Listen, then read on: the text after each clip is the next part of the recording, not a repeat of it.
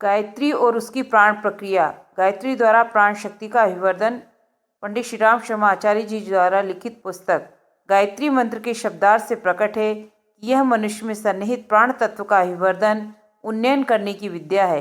गय अर्थात प्राण, त्री अर्थात त्राण करने वाली, जो प्राणों का परित्राण, उद्धार, संरक्षण करे, वह गायत्री। मंत्र शब्द का अर्थ मनन, विज्ञान, विद्या, विचार होता है। गायत्री मंत्र अर्थात प्राणों का परित्राण करने वाली विद्या। गायत्री मंत्र का दूसरा नाम तारक मंत्र भी है। साधना ग्रंथों में उसका उल्लेख तारक मंत्र के नाम से भी हुआ है। तारक अर्थात पार कर देने वाला, तैराकर पार निकाल देने वाला, गहरे जल प्रवाह को पार करके निकल जाने को, डूबते हुए को बचा लेने को तारना कहते हैं। यह भव सागर ऐसा ही है जिसमें अधिकांश जीव डूबते हैं, तरते तो कोई विरले हैं। जिस साधन से तरना संभव हो सके उसे तारक कहा जाएगा। गायत्री मंत्र में सामर्थ्य है, उसी से उसे तारक मंत्र कहा जाता है।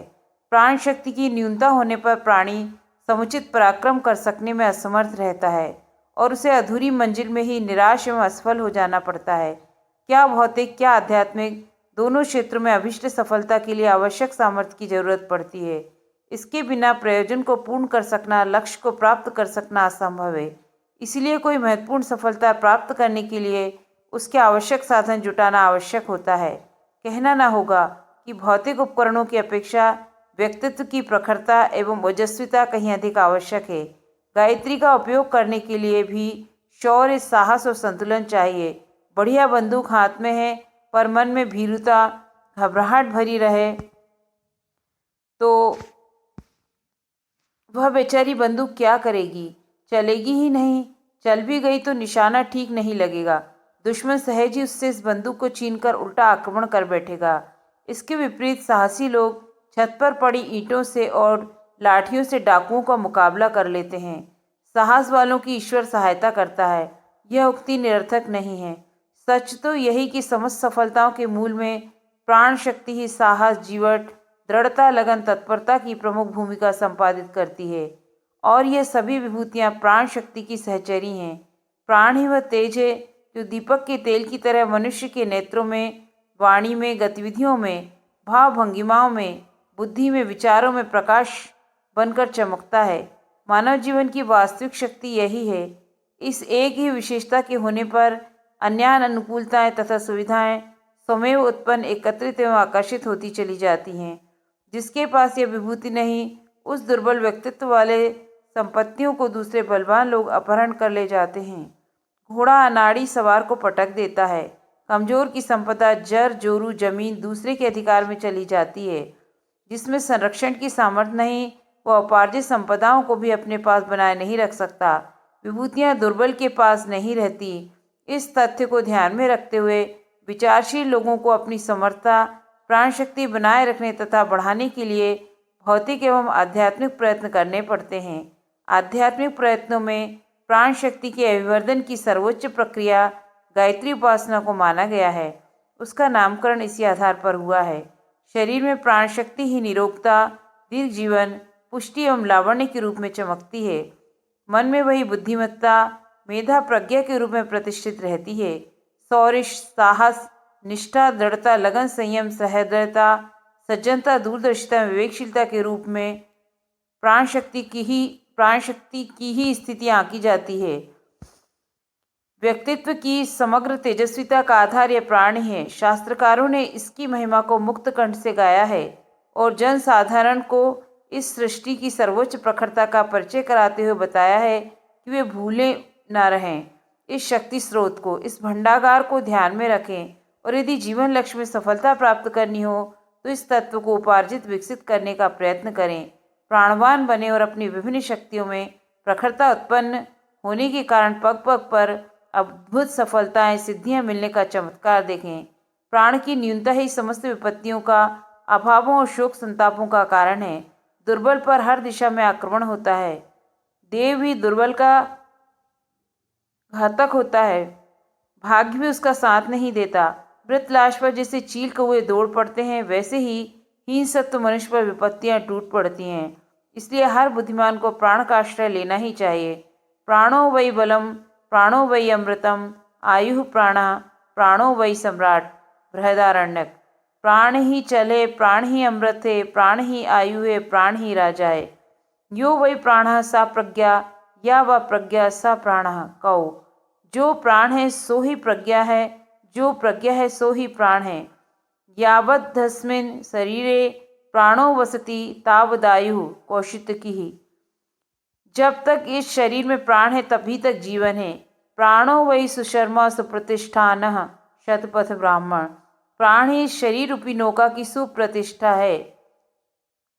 एतावंज मा साफल्यम देहि नामि देहिषु प्राणैर्रथिर्धिया वाचा श्रेय एवाचरेत् सदा। प्राण, अर्थ, बुद्धि और वाणी द्वारा केवल श्रेय का ही आचरण करना देहधारियों का इस देह में जन्म साफल्य है। या ते तनुर्वाची प्रतिष्ठिता, या श्रोते, या च चक्षुषी, या च मनसी सतंता शिवाम ताम कुरुमोत्क्रमी। प्रश्नो। हे प्राण, जो तेरा रूप वाणी में निहित है तथा जो स्रोतों, नेत्रों तथा मन में निहित है, उसे कल्याणकारी बना। तू हमारे देह से बाहर जाने की चेष्टा मत कर। प्राणस्येदं वशे सर्वं त्रिदिवे यत प्रतिष्ठितं। मातेव पुत्रा रक्षस्व शीर्ष प्रज्ञां च विदेहि नाइति। प्रश्नोपनिषद। हे प्राण, यह विश्व और स्वर्ग में स्थिर जो कुछ है वह सब आपके ही आश्रित है। अतः हे प्राण, तू माता पिता के समान हमारा रक्षक बन, हमें धन और बुद्धि दे। संक्रामतं मा जहितं शरीरं प्राणापानो ते सयुजाभिस्तां। शतं जीव शरदो वर्धमानोष्निष्ठे गोपा अधिपा वशिष्ठ। अथर्वेद। हे प्राण, हे अपान, इस देह को तुम मत छोड़ना, मिलजुल कर इसी में रहना, तभी यह देह शतायु होगी। व्यक्ति का व्यक्तित्व ही नहीं, इस सृष्टि का कण कण इस प्राण शक्ति की ज्योति से ज्योतिर्मय हो रहा है। जहाँ जितना जीवन है, प्रकाश है, उत्साह है, आनंद है, सौंदर्य है, वहाँ उतनी ही प्राण की मात्रा विद्यमान समझनी चाहिए। उत्पादन शक्ति और किसी में नहीं, केवल प्राण में ही है। जो कि प्रादुर्भाव, सृजन, आविष्कार, निर्माण, विकास क्रम चल रहा है, उसके मूल में यह परब्रह्म की परम चेतना काम करती है।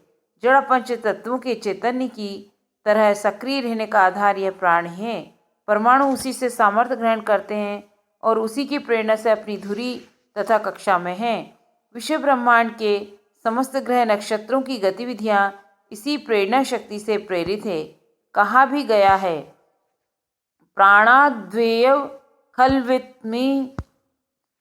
खल्विमानि भूतानि जायन्ते प्राणेन जातानि जीवन्ति प्राणम प्रत्यभिसंविशन्ति। तैत्तरीय भृगुवल्ली। प्राण शक्ति से ही समस्त प्राणी पैदा होते हैं। पैदा होने पर प्राण से ही जीते हैं और अंततः प्राण में ही प्रवेश कर जाते हैं। सर्वाणि वा इमानि भूतानि प्राणमेवा विसंविशन्ति प्राणभ्योजिहते। छांदोग्य। यह सब प्राणी प्राण में से ही उत्पन्न होते हैं और प्राण में ही लीन हो जाते हैं। तेन संसार चक्रेस्मिन् भ्रमतित्वे सर्वदा तदर्थम ये प्रवर्तन्ते योगिनः प्राणधारणे तत्एवाखिला नाड़ी निरुद्ध चाष्टवेष्टनम्। इयं कुंडलिनी शक्तिरंध्रम त्यजनी नान्यथा। योगी गोरखनाथ। प्राणवायु के कारण जीव समूह इस संसार क्रम में निरंतर भ्रमण करता है।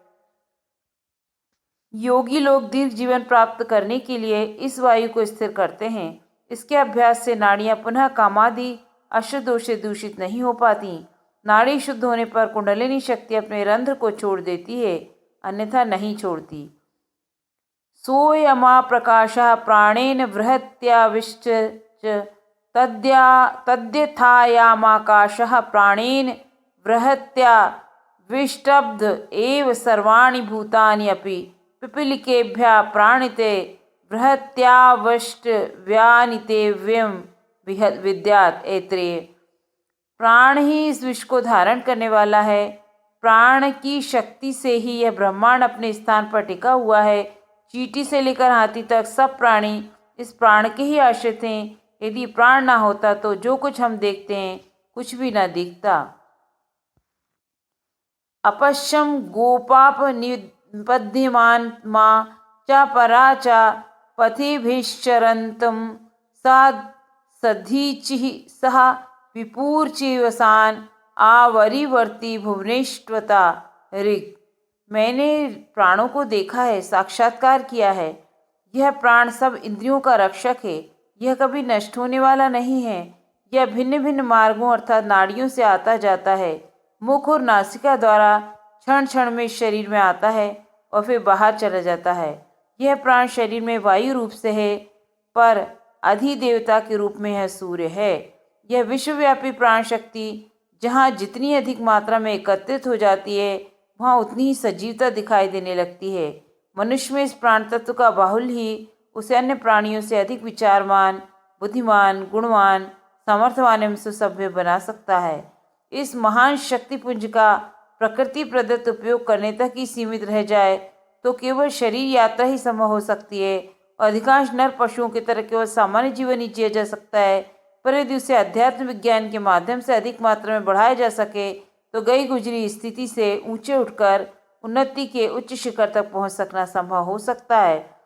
गई गुजरी आध्यात्मिक एवं भौतिक परिस्थितियों में पड़े रहना मानव जीवन में सरलतापूर्वक मिल सकने वाले आनंद उल्लास से वंचित रहना, मनोविकारों और उनकी दुखद प्रतिक्रियाओं से विविध विविध कष्ट क्लेश सहते रहना, यही तो नरक है। देखा जाता है कि इस धरती पर रहने वाले अधिकांश नर तनधारी नरक की यातनाएं सहते हुए इस समय बिताते हैं। आंतरिक दुर्बलताओं के कारण सभी महत्वपूर्ण सफलताओं से वंचित रहते हैं। इस स्थिति से छुटकारा पाने के लिए प्राण तत्व का संपादन करना आवश्यक है। गायत्री महामंत्र में इसी प्रक्रिया का समस्त तत्व ज्ञान सन्निहित है। जो विधिवत उसका आश्रय ग्रहण करता है उसे तत्काल अपनी समग्र जीवनी शक्ति का विवर्धन होता हुआ दृष्टिगोचर होता है। जितना ही प्रकाश बढ़ता है उतना ही अंधकार दूर होता है। इसी प्रकार आंतरिक समर्थता बढ़ने के साथ साथ जीवन को दुख दारिद्र्य का घर और संसार को भवसागर के रूप में दिखाने वाले नारकीय वातावरण का भी अंत होने लगता है। गायत्री को तारक मंत्र इसलिए कहा गया है कि वह साधक को नरक से उबार सकता है, कष्टकर और खेदजनक परिस्थितियों से पार कर सकता है। जिनको दुर्बलताओं ने घेर रखा है उनके लिए पग पग पर दुख दारिद्र्य भरा नरक ही प्रस्तुत रहता है। संसार में उन्हें कुछ भी आकर्षक एवं आनंद दिखाई नहीं पड़ता। अपनी तृष्णाएं, अपनी ही वासनाएं बंधन बनकर रोम रोम को जकड़े रहती हैं और बंदी जीवन की यातनाएं सहन करते रहने को बाध्य करती हैं।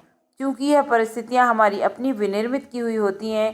दुर्बलताओं का प्रतिरोध न करके हमने स्वयं ही उन्हें अपने ऊपर शासन करने के लिए आमंत्रित किया होता है। अतएव इस विधान या स्थिति का उत्तरदायित्व भी अपने ऊपर है।